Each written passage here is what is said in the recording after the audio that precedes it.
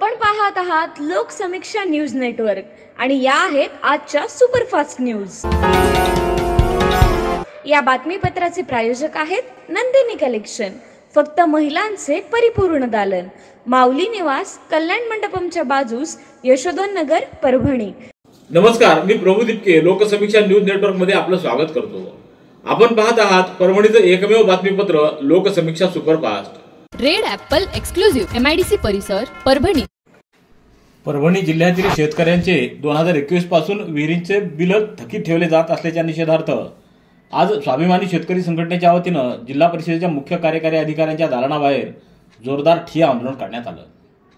1 तास दिलेल्या ठिय्यानंतर जिल्हा परिषदेच्या मुख्य कार्यकारी अधिकाऱ्यांनी एप्रिलच्या 8 तारखेपर्यंत वेळ मागितला व सोबत आलेल्या शेतकऱ्यांचे विहिरीचे संपूर्ण पैसे मिळवून देणार असल्याचा शब्द दिल्यानंतर हे आंदोलन मागे घेण्यात आले।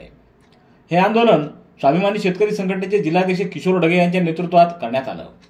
यावेळी रामप्रसाद गमे, मुंजाभाऊ लोंढे, विकास भोपळे, विठ्ठल चौकड, दत्ता परांडे, माऊली शिंदे, नागेश दुधाटे, विष्णू दुधाटे आदी शेतकरी मोठ्या संख्येने सहभागी झाले होते।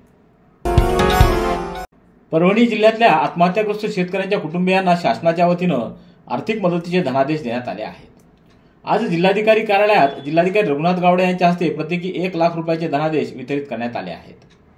सन 2024-25 मध्ये परभणी तालुक्यात आत्महत्या केलेल्या शेतकऱ्यांमध्ये अभिमान राजगुरे, पिंपरी देशमुख, संभाजी गारुडी, टाकळी कुंभकर्ण, दिनेश होरगुळे, कैलासवाडी, गजानन पोले, पिंपळा, परमेश्वर आंबोरे, डिग्रस, रामप्रसाद मोरे, पिंपळगाव, सय्यदमिया, गंगाधर भुजबळ, पोरजवळा, अनिल देशमुख, शहापूर, दगडू सरवदे, पोखरणी नरसिंह, बबन ढगे, पिंपळगाव, ठोंबरे, लक्ष्मण जोरवर, पोखरणी आणि बबनराव बोचरे, शहापूर यांचा समावेश आहे।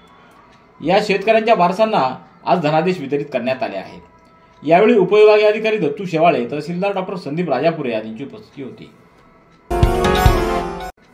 परभणीतल्या शहीद सोमनाथ सूर्यवंशी यांच्या मृत्यू प्रकरणी मुख्यमंत्र्यांनी विधानसभेत दिलेलं उत्तर खोटं ठरलं असून आलेला अहवाल हा वेगळा आहे।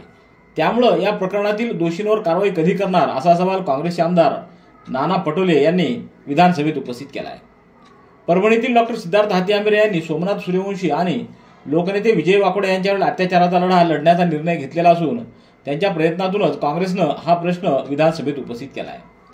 जोपर्यंत यातील दोषींवर कारवाई होत नाही तोपर्यंत आपण सतत पाठपुरावा करतच राहणार असल्याचं डॉक्टर सिद्धार्थ हातीआंबेरे यांनी सांगितलंय।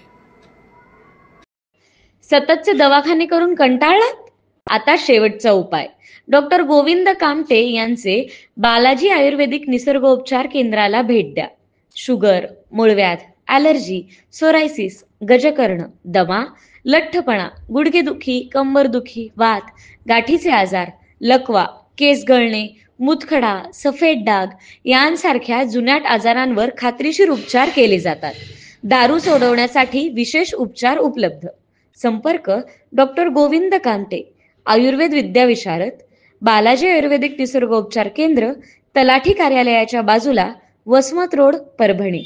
संपर्क 9921691008। नागरिकांना वैद्यकीय मदतीसाठी सहज आणि सुलभ सेवा मिळावी तसंच वेळ आणि पैशाचा अपव्यय टाळता यावा यासाठी जिल्हाधिकारी कार्यालयात मुख्यमंत्री वैद्यकीय सहायता कक्ष सुरू करण्यात आलाय। मुख्यमंत्री सचिवालयाच्या परिपत्रकानुसार मुख्यमंत्री सहायता निधी कक्षामध्ये दाखल झालेल्या अर्जांचा पाठपुरावा करण्यासाठी रुग्ण अथवा त्यांच्या नातेवाईकांना मंत्रालयात जाण्याची गरज भासत होती। ही प्रक्रिया सोपी करण्याच्या उद्देशानं जिल्हा स्तरावरच सहायता कक्ष स्थापन करण्याचा निर्णय घेण्यात आलाय। परभणीत जिल्हाधिकारी कार्यालयात सुरू झालेल्या या कक्षात वैद्यकीय अधिकारी आणि कर्मचारी नियुक्त करण्यात आलेले असून तो पूर्णतः कार्यान्वित आहे। जिल्ह्यातील नागरिकांना दुर्धर आजारावरील उपचारासाठी आणि आपत्ती प्रसंगी आर्थिक मदतीसाठी या कक्षाचा लाभ घेता येईल। या संदर्भात जिल्हाधिकारी रघुनाथ गावडे यांनी नागरिकांना मुख्यमंत्री वैद्यकीय सहायता कक्षाशी संपर्क साधण्याचं आवाहन केलंय। परभणीच्या पंचायत समिती अंतर्गत शाखा अभियंता असलेले अण्णासाहेब तोडे यास 10,000 रुपयाची लाच स्वीकारताना लाचलुचपत प्रतिबंधक खात्याच्या एका पथकानं ताब्यात घेतलंय। 15व्या वित्त आयोगामध्ये अंगणवाडीतील कंपाऊंड वॉल व नालीचं बांधकाम तक्रारकर्त्यानं केलं होतं। या बांधकामाचे MB लिहिण्याकरिता परभणी पंचायत समितीत कागदपत्रही सादर केली। तर 4 मार्च रोजी शाखा अभियंता तोडे याला संबंधित तक्रारदार भेटले, मात्र MB लिहिण्यासाठी 10,000 रुपये द्यावे लागतील असं त्यांनी सांगितलं। ACBच्या पथकानं 18 मार्च रोजी लाच मागणीची पंचासमक्ष पडताळणी केली। त्यावेळी तोडे यानं 10,000 रुपयाच्या लाचेची मागणी करून फी स्वीकारण्याची सहमती दर्शवली। आज एसीबीच्या वतीनं सापळा रचला तेव्हा तोडे हा तक्रारकर्त्याकडून 10,000 रुपयाच्या लाचेची रक्कम पथकासमक्ष स्वीकारताना रंगेहात पकडला गेला. पोलीस अधीक्षक संदीप पालवे, अपर पोलीस अधीक्षक डॉक्टर संजय तुंगार, पोलीस उपअधीक्षक अशोक इप्पर यांच्या मार्गदर्शनाखाली पोलीस निरीक्षक माधुरी यावलीकर, एएसआय नीलपत्रेवार, अनिरुद्ध कुलकर्णी, सीमा चाटे, अतुल कदम, नामदेव अदामे, जे कदम, ईश्वर जाधव, श्याम गोरपल्ले, नामपल्ले आदी परभणी व नांदेडच्या कर्मचाऱ्यांनी या कारवाईमध्ये सहभाग नोंदवला. मध्य रेल्वे विभागाकडून लातूर मार्गे घोषित नांदेड मुंबई उन्हाळी विशेष रेल्वेचा सोयीस्कर वेळापत्रकात दक्षिण मध्य रेल्वेनं खाडाखोड करून 6 तास अतिरिक्त लूज टाईम निर्धारित करण्यात आला आहे. याचा निषेध करण्यासाठी परभणीच्या रेल्वे स्थानकावर आंदोलन करण्याचा इशारा मराठवाडा रेल्वे प्रवासी महासंघानं दिला आहे. प्रवासी महासंघाकडून प्राचार्य सुरेश नाईकवाडे, राजेंद्र मुंडे, रितेश जैन, खदिरलाल हाशमी, बाळासाहेब देशमुख, श्रीकांत गडप्पा, रुस्तुम कदम, माणिक शिंदे, दयानंद दीक्षित, दशरथ माखने, श्रीकांत आंबोरे, विठ्ठल काळे आदींनी प्रसिद्धी पत्रकाद्वारे हा इशारा दिलेला आहे. मनपा कर्मचारी अधिकारी डॉक्टर बाबासाहेब आंबेडकर जयंती समितीच्या अध्यक्षपदी महापालिकेचे आयुक्त धैर्यशील जाधव तर कार्यकारी अध्यक्षपदी करण गायकवाड व स्वागताध्यक्षपदी नासिर खान यांची निवड करण्यात आली. आज बी रघुनाथ सभागृह इथं संपन्न झालेल्या बैठकीत ही निवड करण्यात आली आहे. उपाध्यक्षपदी विनय ठाकूर, कोषाध्यक्ष बशीर खान, सचिव विश्वनाथ गोबाळे, सहसचिव पुंडलिक मुजमुले, संघटक सुनील भराडे, अभिजित कुलकर्णी, गौतम वाघमारे, न्यायरत्न घुगे, रोहित प्रधान, सौरभ सूर्यवंशी, राजू झोडपे, कागडा, विशाल उफाडे आदींची यावेळी निवड करण्यात आली आहे. बुलढाणा जिल्ह्यातील शिवनी आरमाळ येथील आत्महत्या केलेले शेतकरी कैलास नागरे यांच्या कुटुंबाचं पुनर्वसन करून त्यांच्या मुलांच्या शिक्षणाची जबाबदारी मुख्यमंत्र्यांनी उचलावी व जायकवाडी धरणातून सिंचनासाठी वाटा घटविणारं फेरनियोजन रद्द करावं या मागणीसाठी आज गंगाखेडच्या तहसील कार्यालयासमोर किसान सभेच्या वतीनं धरणं आंदोलन करण्यात आलं. यावेळी तहसीलदारांच्या मार्फत मुख्यमंत्र्यांना निवेदन देण्यात आलंय. Red Apple furniture, smart furniture for smart people, exclusive Parbhani शहरातील भव्य शोरूम रेड ॲपल एक्सक्लुझिव्ह, भारतातील स्मार्ट फर्निचर ब्रँड आता आपल्या परभणी शहरामध्ये. हो, आता आपल्या परभणी शहरामध्ये.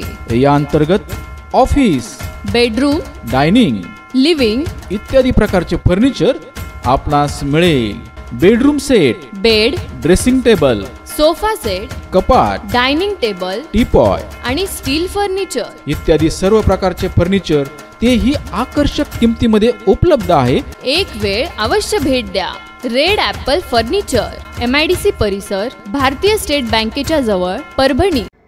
मानवत तालुक्यातल्या सावळी गावाचे पोलीस पाटील बाळासाहेब काळे यांनी पोलीस प्रशासनाच्या नेत्र उपक्रमांतर्गत स्वखर्चातून गावामध्ये 2 CCTV कॅमेरे बसवले आहेत. त्यामुळे जिल्हा पोलीस अधीक्षक रवींद्रसिंह परदेशी यांनी त्यांच्या कार्याची दखल घेत पोलीस पाटील बाळासाहेब काळे यांचा प्रशस्ती पत्र देऊन नुकताच गौरव केलाय. माजी आमदार बाबाजानी दुराणी यांनी पाथरी नगर परिषद कार्यालयात आपल्या कार्यकर्त्यांसह येऊन केलेल्या गुंडगिरी व हाणामारीमुळे पाथरी नगर परिषद कर्मचारी अधिकारी भयभीत झाले आहेत. त्यामुळे या कर्मचाऱ्यांना पोलीस संरक्षण देण्यात यावं या मागणीसाठी शिवसेनेच्या वतीनं आज जिल्हाधिकाऱ्यांना निवेदन देण्यात आले. निवेदनावर मोहम्मद वाहेद खान, लतीफ खान, उत्तम झुंजुर्डे, बंडू कांबळे, बाळासाहेब झिंजान आदींच्या स्वाक्षऱ्या आहेत. सोनपेठ पोलीस ठाण्याच्या हद्दीत एका अल्पवयीन मुलीवर अत्याचार केल्याची घटना घडली आहे. यात सदर मुलगी 7 महिन्याची गरोदर राहिली आहे. ही घटना सोनपेठ तालुक्यातील एका गावात जुलै 2024 ते मार्च 2025 या दरम्यान घडली आहे. या प्रकरणी पीडित मुलीला दिलेल्या तक्रारीवरून 22 मार्चला सोनपेठ पोलिसात गुन्हा नोंदवण्यात आला आहे. पीडितेचे आई वडील हे ऊस तोडणीसाठी दुसऱ्या राज्यात गेल्यानं पीडिताही सोनपेठ तालुक्यातल्या आपल्या आत्याच्या घरी राहाव्यास आली होती. आत्या शेतात मजुरीच्या कामासाठी जात असताना घरी कोणी नसताना आरोपीनं पीडितेसोबत तुझ्यासोबत लग्न करतो, कोणाला काही सांगू नको असं म्हणत शारीरिक संबंध ठेवले. यात पीडिता 7 महिन्याची गरोदर राहिली. या प्रकरणी पीडितेच्या फिर्यादीवरून आरोपीच्या विरोधात सोनपेठ पोलिसात गुन्हा नोंदवण्यात आला आहे. परभणी शहरातल्या बालविद्या मंदिर शिक्षण संस्था संचलित बालविद्या फाउंडेशनच्या वतीनं संस्थेच्या माजी उपाध्यक्षा स्वर्गीय प्राध्यापिका वासंतीताई नावंदर यांच्या प्रथम जयंतीनिमित्त विद्यार्थी शिक्षक पालक संवाद मेळावा संपन्न झाला. अध्यक्षस्थानी संस्थेचे उपाध्यक्ष ॲडव्होकेट विलास मुंडुळकर हे होते.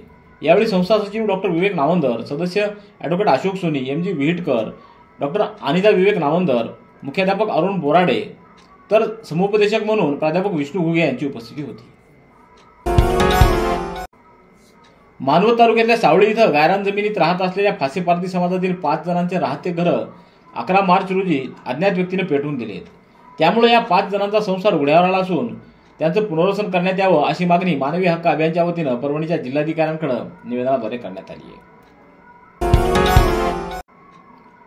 आज लहुजी साळवे बहुजन क्रांती सेनेची परभणी तालुकास्तरीय बैठक सुनील सुतार यांच्या अध्यक्षतेखाली शासकीय विश्रामगृहात इथं संपन्न झाली।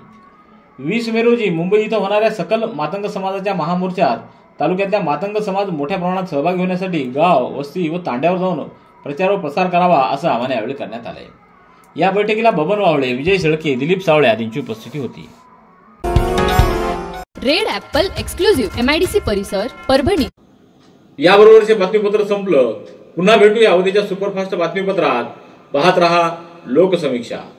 तुम्हाला हे बातमीपत्र कसं वाटलं याबद्दल आपली प्रतिक्रिया नोंदवा। दररोजचे अपडेट्स मिळवण्यासाठी लोकसमीक्षा चॅनलला सबस्क्राईब करा। धन्यवाद।